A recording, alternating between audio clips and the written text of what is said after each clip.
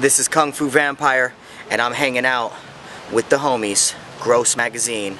Check them out online, and don't forget this Halloween, Kung Fu Vampire's album, Love Bites. Get it. Prepare for launch in 3, 2.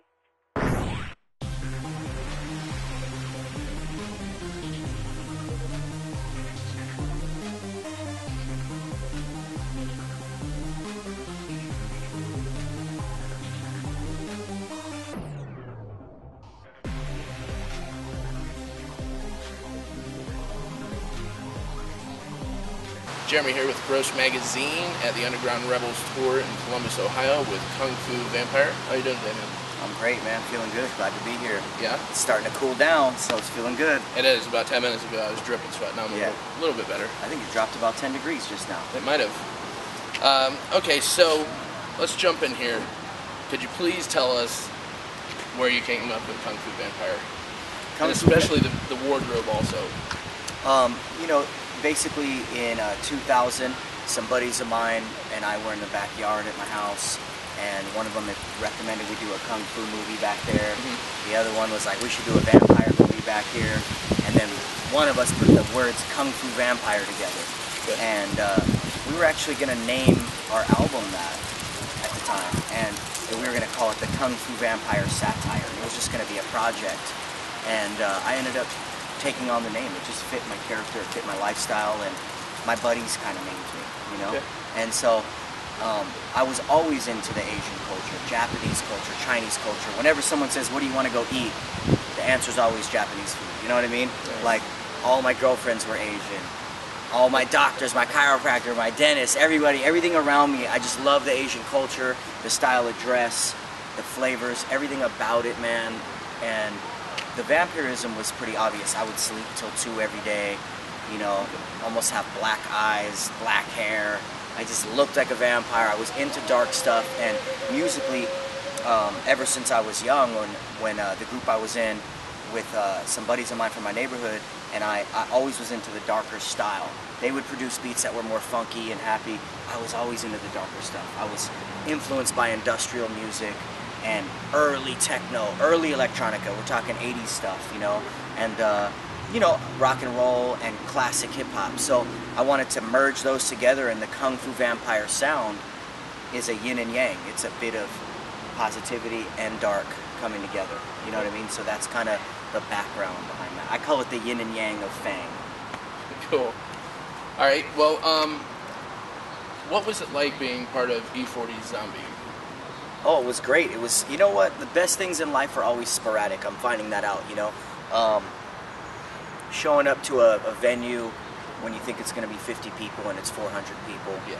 Showing up thinking the sound is going to be whack, but it ends up pounding and being amazing. Those are always the best moments in life. I got a call that morning from E40 and his people. 7 a.m. a missed call. I just so happened to wake up and check my phone because I'm a neurotic freakazoid like most people, and I needed to look at my phone for some reason, and I saw the missed call. I called back, and basically he said, we need you in this video, man. We need you to come be in this video, to be the face of this sample that we have in this chorus. We need the vampire. So I got dressed, got all my stuff. My back was hurting that day. Iced my back on the way up, drove 2 hours to Petaluma, California, which is north of me across the Golden Gate Bridge, and spent the entire day hanging out with Brother Lynch Hung, Tech 9, and E40. That's what we did all day. We just hung out and drank Carlos Rossi and Hennessy and chilled out and shot this video in a pumpkin patch. It was great, man. It was a great experience, and glad to be a part of it, you know? That's cool. That's cool. Now, going along with that question, is there anybody that you'd like to work with in the future? Man, you know, I would love to work with some of the classic greats. You know what I mean? And when I start spouting off this list, people are like, huh? Like, Kung Fu Vampire wants to work with that? Him? What? I would love to work with, like, Erykah Badu. You know what I mean? Like, that's so random, but, you know, that's who I would like to work with, someone like that. I'd love to work with CeeLo Green. I'd love to work with Outkast, Busta Rhymes. I'm already in the works with doing songs. I've got songs being done right now as we speak with E40, Tech 9. Lynch and I are supposed to go out on a tour, so of course we're going to do a couple tracks together. But you know, more or less hip hop groups and more maybe like rock or electronica or R&B type artists. You know, I'd love to work with Metallica. You know what I mean? Like, while they're still somewhat relevant, to me they'll always be relevant, and I'm sure to most metalheads and Metallica fans they'll always be relevant. Yeah. So I don't care if this whole world hates Metallica, they're always going to be great to me. I would love to do something with them, you know, maybe rap on a track that they produce, or have Kirk Hammett play on a, you know, guitar on one of my tracks. Of course, The Doors, I'd love to work with them. David Byrne from Talking Heads would be, you know, at the top of that list. So those are just some of the names I'd love to, you know, do something with eventually. Cool. Now, are you working on an album now, or are you going to be working on one here in the near future? Yeah, it's been about 3 years since I've released a record. For most people, Dead Sexy is only 2 years old, 2.5 years old, but it actually came out a year and a half before that. So this Halloween is when I'm releasing my new record. To everybody out there that's been waiting patiently, the album is called Love Bites, and it is coming out this Halloween, and it's a long time in the making, man. I don't rush albums. I don't sit down and write an album. I just make songs, and when I have a record ready, yeah, I put one out. Nice. No reason to rush it. Can't rush perfection. So. Not at all. All right, now, you know, when I first heard of you, some friends showed me one of your videos, and I saw you, and I was just like, what the fuck? You know, before I even heard you, you know, judging a book by its cover. How often do you see people judging you before they actually hear you? You know, and what do you have to say to people like that? Well, of course, you know, we're all susceptible to stuff like that. I mean, I can't say that I don't look at people and prejudge them, you know what I mean? My whole thing is, you get to see two sides of me now, so if you can't accept one of these sides looks-wise, then you're just a real prejudgmental asshole at this point. Because you got a train going by, and we're just going to let it go by. Let it roll. I was pointing out that I was a pretty judgmental asshole right there, though. I was, before I heard him, so.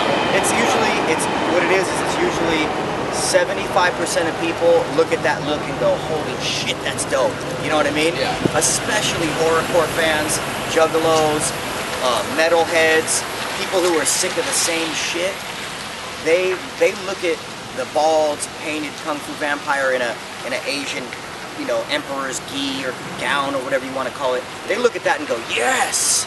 And then there's 25% of people that go, fuck that faggot, he's a faggot, fuck him! You know what I mean?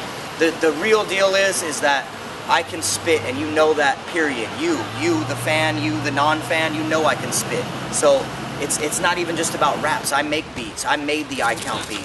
I sing on my tracks. I co-produce and produce multiple songs on my albums. I do all the business, all the marketing. I have just a very small team of people that help me.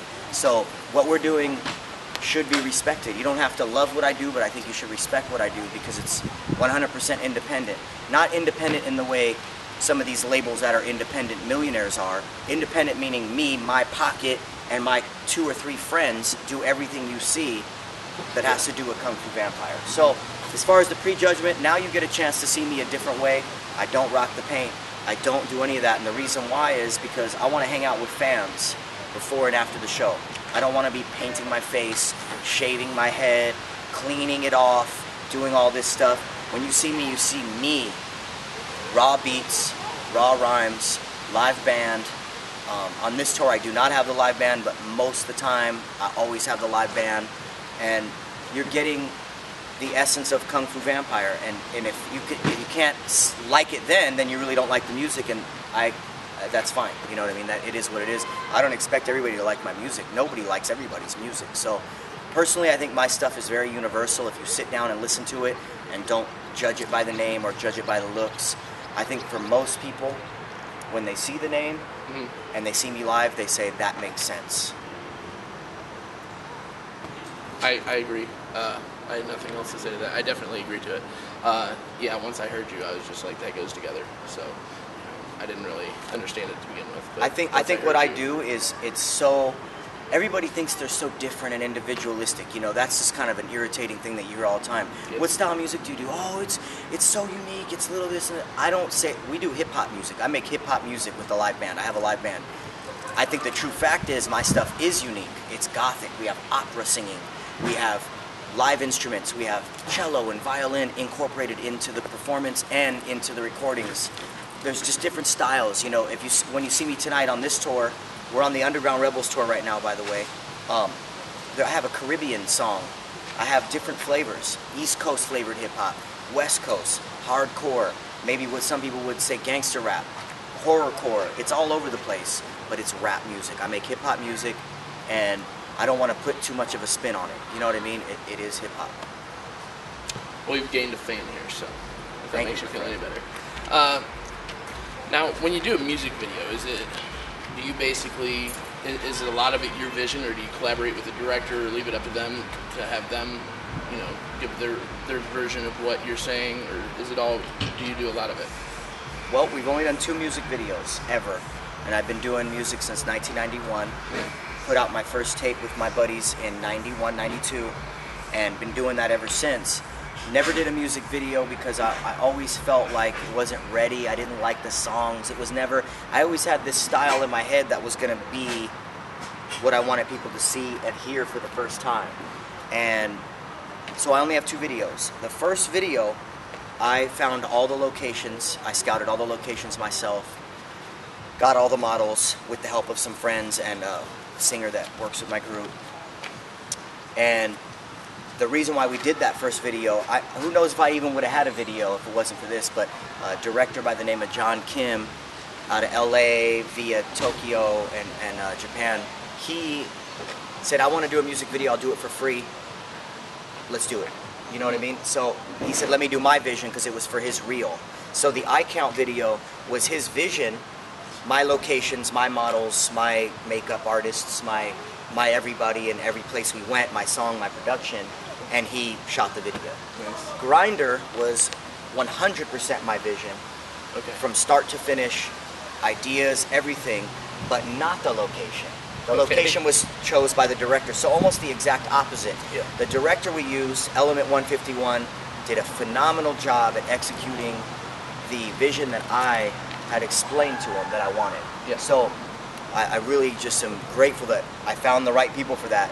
They found the location, everything else was my idea, they executed it perfectly, and that was a match made in heaven. Well, as we are Gross Magazine, our final question is always, what is one of the grossest things you have experienced in your career or lifetime? Well, just off top, some people may not think this is that gross, but it does pop up in my head as being really gross. It's gross, and it's also a display of just disrespectful lack of human decency. Is when I was on stage in Philly, where the crowd really did like me and everybody was going ape shit. This was on the Slaughterhouse tour in 2010. There was cut out between songs. There was people in the front row that were hawking loogies at me, and they hawked one on me and my hype man at the time, and I could smell their fucking loogie. And to this day, the idea, the thought of it, just is disgusting to me. As a person, just disgusted by the person, the thought, the whole thing. It's just the grossest shit I've ever experienced. And most people be like, not that gross. That's fucking gross, because it was someone else's spit. It was disrespectful, and you know, luckily that guy didn't come forward and say who he was, because that would have been a real bad thing for him. Period. You know, that's just really gross, man. And you know, honestly, there's a million gross things we could talk about, but that was pretty bad. And you know what else is really gross? The porta potties at the gathering of the Juggalos. That's pretty bad. People on mushrooms, molly, alcohol, weed, brownies, shitty food, corn dogs, and 100-degree weather, all in one toilet. That's pretty gross. Well, you heard it here. Take your own bucket at the gathering of the Juggalos. So, all right. Well, we definitely appreciate you doing the interview. Thank Again, you. This is Jeremy with Gross Magazine. I am here at the Underground Rebels tour with Kung Fu Vampire. It was great. Doing big fangs, baby.